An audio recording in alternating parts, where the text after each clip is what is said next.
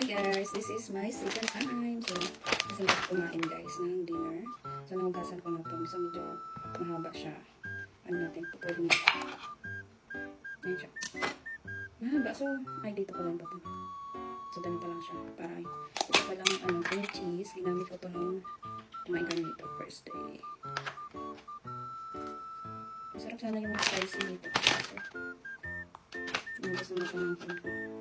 So, yung una kasi, natikman ko siya. Ano lang talaga siya, parang pang snack. Pero hindi mo malasahan yung potato.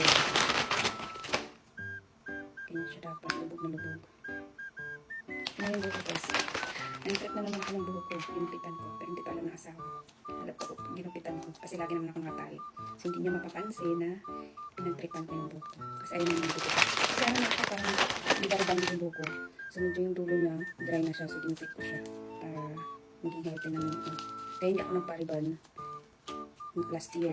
So, parang tinatamad ako magpariban. Kaya ano na siya dyan kasi ito yung tunay kong buho ko. Ay, tunay kong kulot. Yan. Gustong-gusto yung asawa ko to. Yung kulot sa noo. Yan daw. Diba? Masarap to pang pang merienda. Like, sabi nga ni Mami Chris, maganda daw kumain ito, nanonood ng ano ba yung nanonood ka ng Netflix tapos may kasama ka. Kaya masabi, ayan, first bite.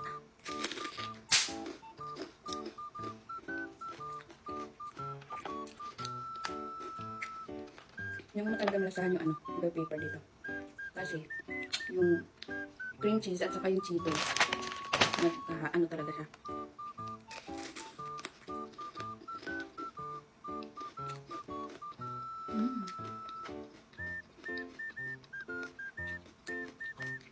I think, trending na to before sa ibang bansa.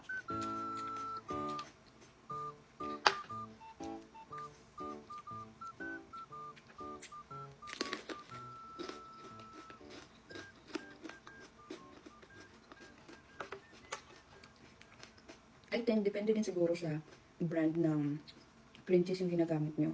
Kasi itong eating cream cheese na to, hindi siya masyadong matapang. Meron kasi ibang cheese na, alam mo, medyo maalat-alat. Ito kasi, lang, regular na cream cheese. Pero, goods na din.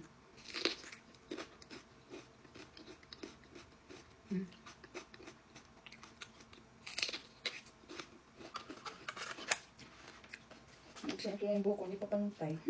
Kain naman. Yung kulot lang. Tingnan natin.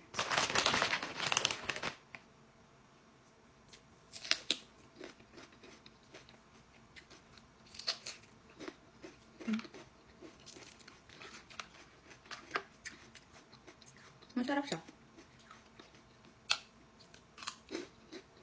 Kung may kamarte sa mga gulay-gulay, sa bell pepper. Masarap.